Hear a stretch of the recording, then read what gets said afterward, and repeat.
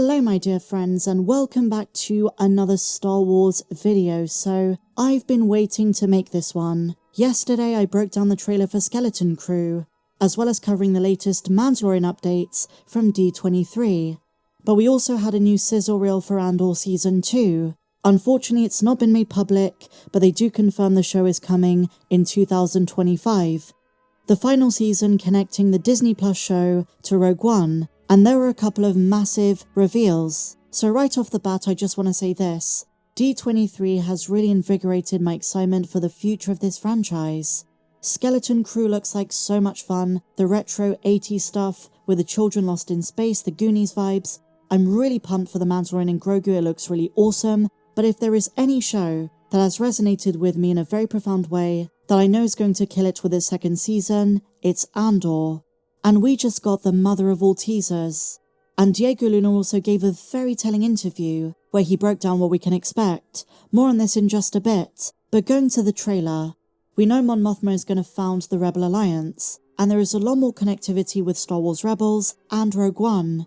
Not only is it a more intense season, where the stakes are raised as Adria Arjona said, but Mon Mothma is under pressure. We see more Luthen, more Clea, more Wilman Pack, and one of my favourite characters in all of Star Wars, Saw Gerrera, is looking much more like he did in Rogue One, and as I say, Star Wars Rebels. The extremist partisan is going to show us the lengths he will go to take down the Imperial War Machine, and from the sounds of it, it's going to be a Saw Gerrera much more akin to Rebel Rising, one of the best Disney-era Star Wars books. But let's cut right to the chase. Considering we're getting more of the construction of the Death Star, Project Stardust, director Krennic has been confirmed. And we have a shot where we see Ben Mendelsohn reprise his role. Fans were treated to special footage and surprise cast announcements for Season 2. Not only is Ben Mendelsohn returning, but also K-2SO, the classic KX security droid from Rogue One. We're going to see the origin story of how he met Cassian, and to be honest, I suspect Gilroy is going to overwrite the comic, and as long as they do a good job, I have full faith this is going to really hit hard. And I say this for a reason. Diego Luna in a brand new interview has said, if you thought Season 1 was heavy, Season 2 is even more serious. And it really gets to the heart of what was set up at the end of Season 1. Diego Luna says, when he went off with Luthen, he is still not a perfect, complete rebel. He is still very conflicted. He's affected by his mother Marva's death, and is still trying to find his place in the growing rebel cause. And Season 2 is going to be just as grassroots. But as Tony Gilroy says, on a much larger scale, the rebellion is not just the formal Rebel Alliance that Mon Mothma is going to found after her speech, nor the work of Bail Organa or Saw Gerrera. It's also the little guys around the galaxy, the rallying cry against oppression. And that's what I really love, because when we go back and rewatch the two seasons back to back, yes, they feed into Rogue One, but also how Marva's speech at the end of the first season still has an impact. The delivery of that speech via the hologram posthumously made it one of the most emotional farewells that reflects the depth of her character but also the heart of the rebel cause. And that is what Tony and Diego Luna are continuing. It's almost a personal connection between this specific Star Wars story and the way we as fans perceive the fight against an oppressive force. The speeches of Luthen,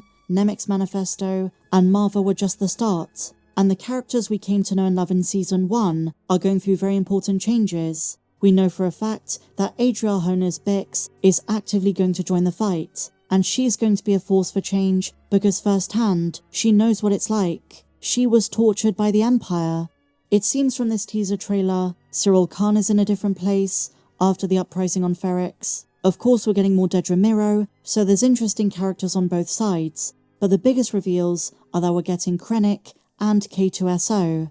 It's a season that symbolises the power of individual voices, and while there is some broad scope, the aim was to humanise these characters, to see what the rebels had to go through to become the Alliance. And this is where we have another little tidbit. It appears as though Saw Gerrera's partisans are on the sequel trilogy planet of Dakar. Before the Resistance base, there was a partisan base. And for me, in terms of rebel characters, all eyes are on Luthen. One of the most pressing questions is why wasn't he in Rogue One? Is he going to die? Are there going to be more spin-offs? You guys know, I definitely think Tony Gilroy deserves to create another project in this galaxy. He understands the heart of the politics of this franchise. Season 1 to me was a masterpiece, but Diego Luna is promising, so is Season 2, but in a very different way. The characters we know are going through the most monumental changes in their personal lives. Mon Mothma is going to defect from the Senate, Cassian Andor is going to learn how to become a proper rebel, he's conflicted, he's going to make mistakes, he's going to have regrets, and as Diego teases, even more sacrifice. Is he going to lose Bix? Is that going to be his driving force by the time of Rogue One, willing to risk everything to take down the Empire? There is a disease at the heart of the galaxy growing like rust, and the little guys like Cassian, Cinta, Vel, the ones we met in Season 1, new characters we're going to meet in the second season, are the ones who set the stage for the bigger characters like Leia, Luke, Akbar, and others. It was the brave work of individuals, and I cannot wait to see how Tony Gilroy is going to tackle this.